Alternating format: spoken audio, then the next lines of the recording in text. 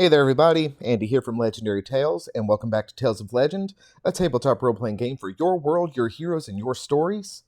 Today we're going to continue with our new series called Let's Build a Hero. So far we have 3 heroes on our team, the Tank, the Hunter, and the Healer, with primary aspects of physicality, grace, and focus respectively. Today we are going to round out our heroes with an expert in skill. Let's make a Smuggler hero in Tales of Legend. Thanks for joining in. Now let's begin. If you haven't seen my previous videos, I recommend watching them first, as I go into more detail about how the hero sheet works and the mechanics of creating a hero. Today we're going to go a little quicker. He grew up as a street rat, stealing to survive, but being resourceful, he picked up a variety of skills. Now as a young adult, our smuggler works by delivering parcels secretly from town to town. He has a delivery to make in the next village, and has joined up with our other heroes to safely get there. Again, we are only going to use the free rules, so we will be mortal, with a skill-based backstory. I'm going to call it Street Rat. With that, we get an extra 1,000 currency, 3 tools, and free aptitude in 1 skill of our choice.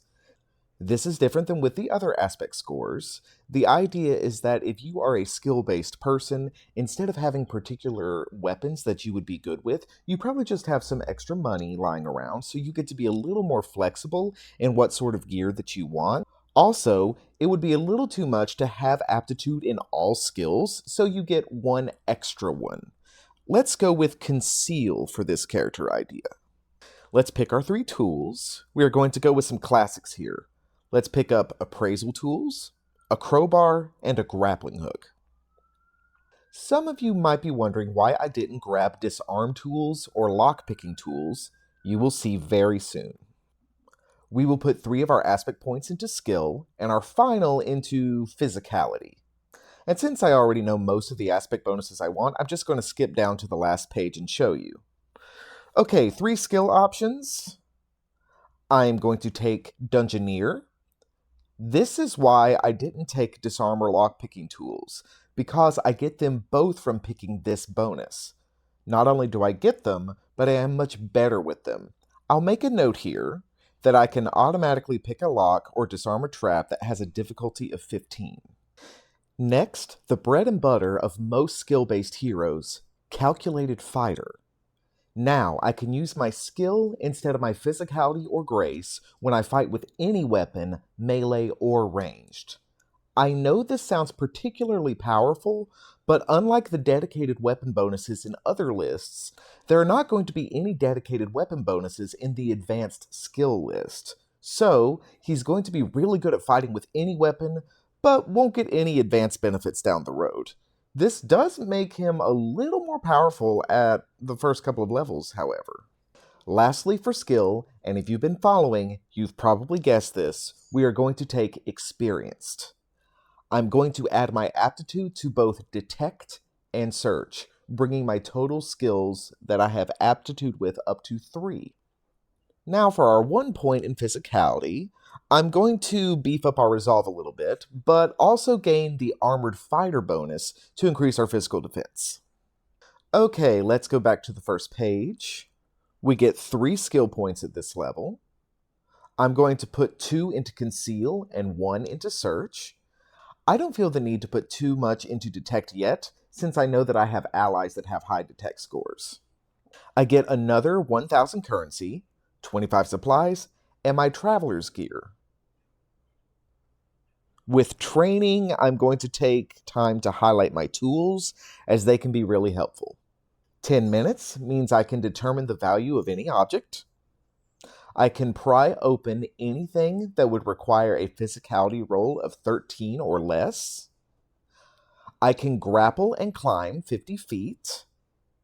And I can unlock or disarm anything with a difficulty of 15 or less. Let's spend some money. We have 2,000 to work with. Let's take some armor, a light crossbow, and 20 bolts. That's 750, 300, 100, 1150. We have 950 to spare. Let's get a melee weapon. A light weapon that we will call a side sword. That's 200. And let's get 2 daggers and a sling. That's another 250, leaving us with 400. I'd rather fight with my crossbow, but in melee, I can fight with my side sword and dagger. Moving on to the second page, let's get into the fighting stuff. Our resolve is going to be 5, plus 6 for our 1 point in physicality, plus 9 for our 3 points in skill, for a total of 20. Our speed is the base 25. Our physical defense is going to be 16, thanks to our armored fighter bonus, giving us pretty high physical defense.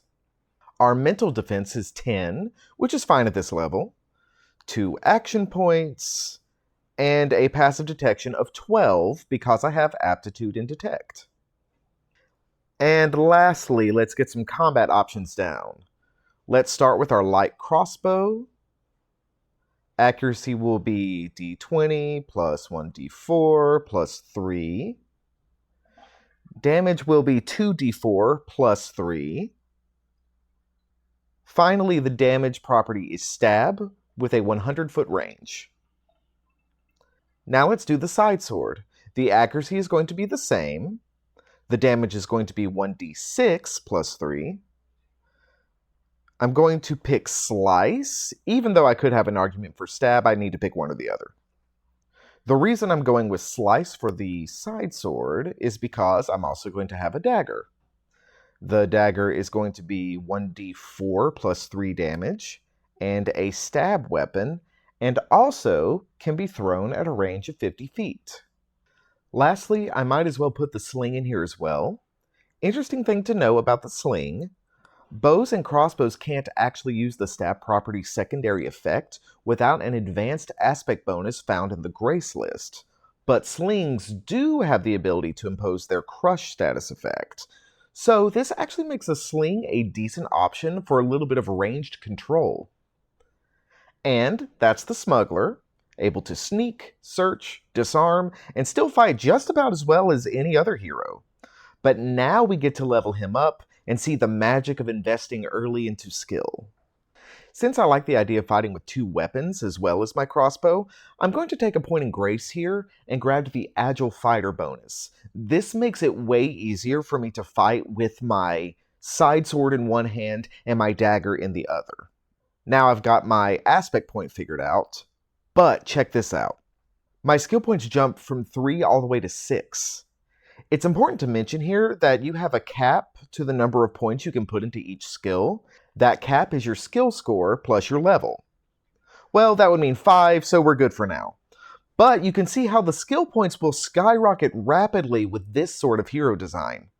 So let's max out Conceal and Search, and I'll come back for things like Detect and Fade later. We gain 8 more Resolve for a total of 28, and we gain 5 movement speed. That's always helpful. Let's get our 3rd action point, and that'll do it. Now that we have our 4th member, let's take our new team out for a spin. In our next video, I'm going to walk you through a large combat scenario. Thank you all for joining me in this video. Just a reminder to like and subscribe, and please share my playlist with anyone you know that might be interested in giving Tales of Legend a try. Remember, as always, all the free goodies, including the free rules, can be found on LegendaryTalesRPG.com, and you can always join us on our Discord server. I hope to see you all in the next video. Have a wonderful day, everybody.